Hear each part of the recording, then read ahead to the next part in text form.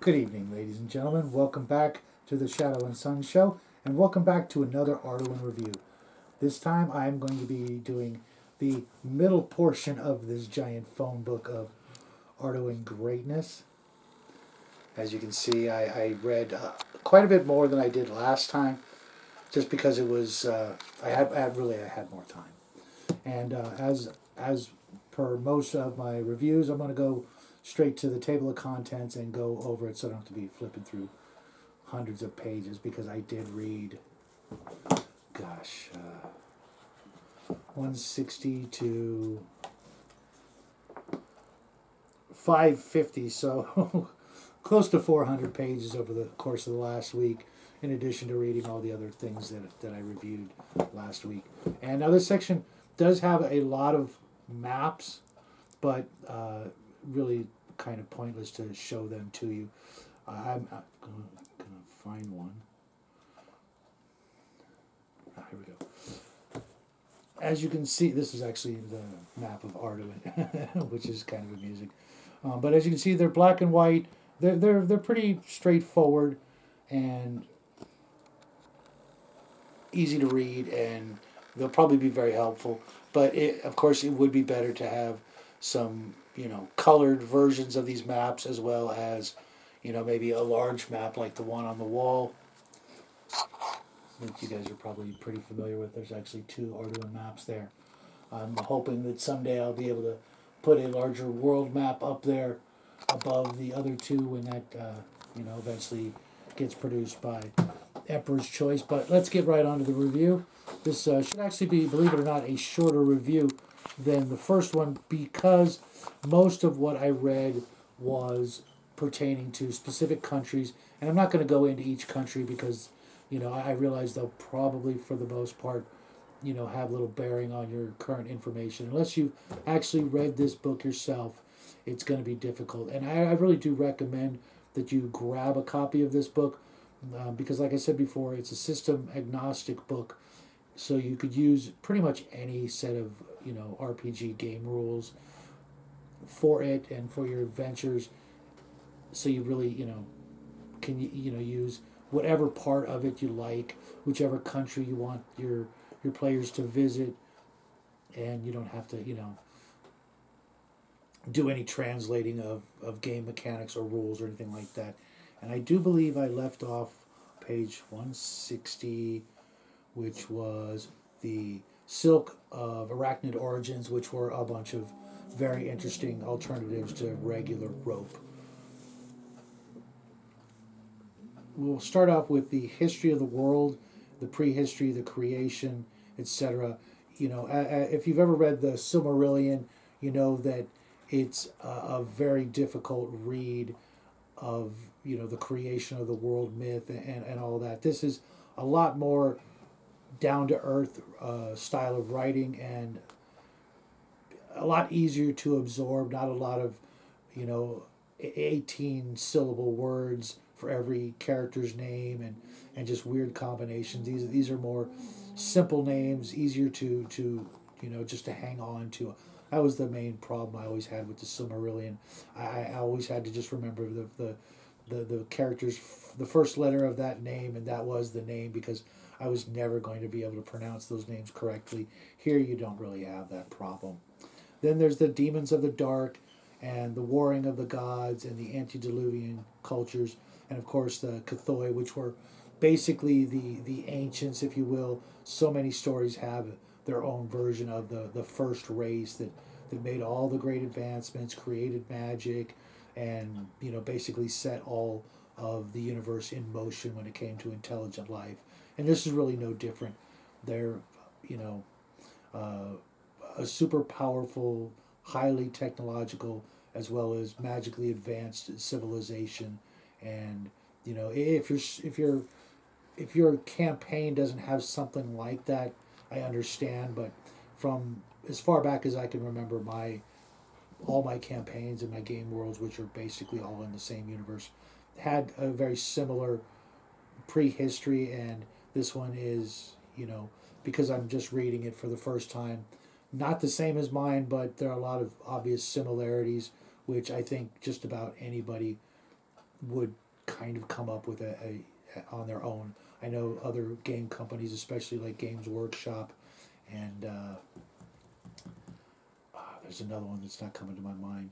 Maybe Traveler had something similar. Obviously, Traveler, there's no magic, but they all have their their first race. Maybe I was thinking of Babylon 5. I'm not sure. Then the Wars of Freedom, the Rune Weavers, the Rise of the Time Lords, the Rule of the Free Mages of the Circle, the Birth of the One, the Nexus Wars, the Arduin Accords of Peace, and the Return from the Stars are all chapters in their ancient history that are mostly pretty well known if you've read only the Arduin trilogy. Between, and I'm not sure if I missed the Human Elf Wars, but I think that's somewhere in there as well. But all of these historical events are like I said, pretty well known to most of you Amberites, or excuse me, Arduinites out there. Amberites, I don't know why that came to mind. But obviously I'm a big Zelazny fan, so Amberites is always in my subconscious somewhere. And then the myths and legends, gods and demons, more or less an encyclopedia of the main gods and the main demons, which I was talking about a while ago.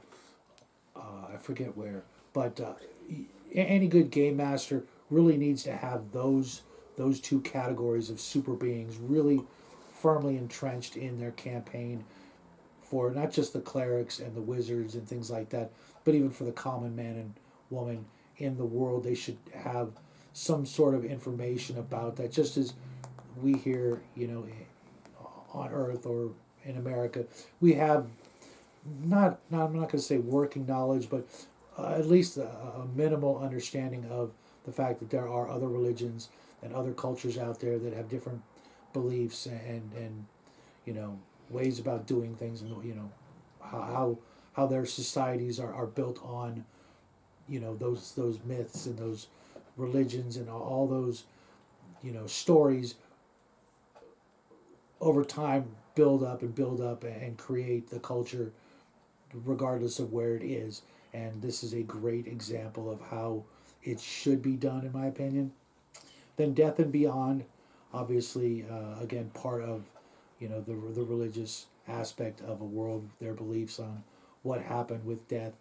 A lot of games have the resurrect ability, which we haven't gotten to yet here on Earth, and that has a huge impact on all of the things I just mentioned. If it's possible for people to be resurrected, even one in a million person gets resurrected on a I don't want to say regular basis, but a semi-regular basis, or it's even a possibility, that changes a whole lot when it comes to things like the religion and the way people act and even the chances they would take.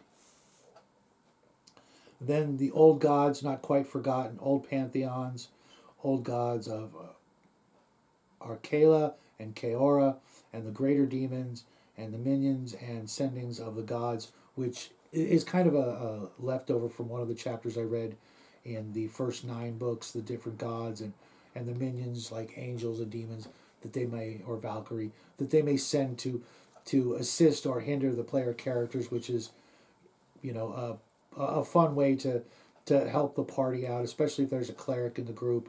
Instead of just popping out with the ability to use a resurrect or a raise dead or something like that, you can kind of cut that off at the pass with other lesser magics if the cleric or priest is worthy enough to have been on that particular god's radar, so that you don't have to pull out the big guns. Maybe you can pull out a 22 instead of a 50 cal and help out the party. Then the exploring of Kaas, understanding it all, meeting it all, the northern polar cap. This is basically your primer to entering the world of Arduin, which again I can't recommend highly enough. I absolutely have to admit this is easily one of my absolute all-time favorite game worlds that I didn't personally create. Of course, I'm a little partial to my own, but if I was going to have to run a campaign in somebody else's world, just so that the players would always have plenty of information to read and study up on when I wasn't around as a game master, this would be it. far more so than any of the known Dungeons and Dragons worlds from Greyhawk to present. I would much rather read and use this book and use this world. Then the different countries which are going to lead me pretty far ahead. I'm not going to bother mentioning all the names. I'll start with Feldspara, going all the way over to... Oh, okay, I don't know why they broke that up. Okay. Then it goes to the southern polar cap and the worlds beyond the Nexus, including, of course, my favorite, Shadowlands, if you were to start your game on Arduin, there is the Plateau Forever, where there are these huge gateways to other dimensions and other worlds, and vice versa, one of them, of course, being Shadowlands. This is where you could enter Arduin or leave Arduin, and in this context, they're talking actually about leaving Arduin to go to another world, which could be another campaign, a one-shot. The choice is up to your game master, and your mileage may, of course, vary. I personally would really like to start a game here, but it could just as easily be the reverse, where they could start in their own game world, come to Arduin for a while, leave or stay, depending on their feel for the world, and that would be how you would get there, is through the Plateau Forever. Then it is the gigantic chunk of the majority of this book, with the major geographical regions of Kaora, from the Anvil of the Sun, the Endless Marshes, the civilized nations of Kaora, including from Alazar to Zirain, I think it's Zirain, and that's easily 20 or 30 different, not continents or countries, but places within. I think there are 7 continents on Arduin, one of them having sunk a millennia ago or something like that. I don't know the exact number of years ago, but each one of these is a lot of fun, including the motherland of the Amazons, which having Amazons as a player character race is kind of an interesting take on the typical or stereotypical idea of what Amazons were or should be, and it's pretty close to, I think, what most people would more or less gain just from the name of the motherland of the Amazons. But there are nice twists and turns, and not so much exactly like Greek mythology. And then we get to the country of Arduin, which I will cover next week, which will conclude this book's review, and then I'll go on to one of the other many Arduin books. I think there's one more part of the original Legacy collection of Arduin, but I could be mistaken. I think it might be an adventure that I haven't covered yet, which I will hook up with George hopefully this afternoon, and he can guide me to the right path for that. But that's pretty much it for today.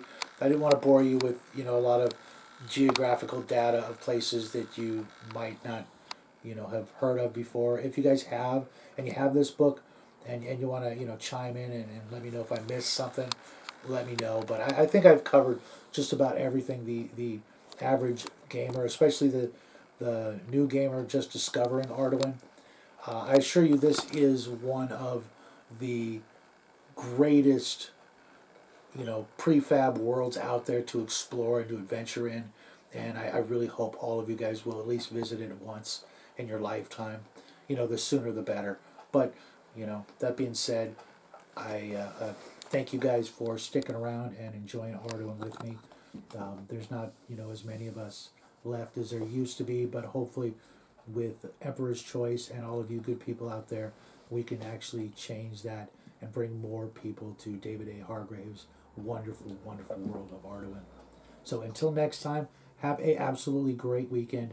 The little guy and I are going to be hanging out with Tenkar after dinner. Then, of course, over to Legion of Myth with Max and all the gang. and we'll be there till the wee hours of the morning, I'm certain, as per usual.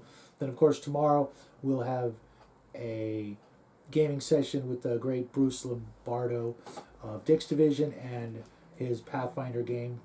And then, of course, Sunday, the little guy and I will be hanging out with the Cigar DM, talking all things Marvel and DC comics. Maybe even some indie comics, but I kind of doubt that. I'd rather stick to just the basics. But until then, have a great weekend. I hope to see you guys all at the places I just mentioned. And if I forgot anybody, sorry.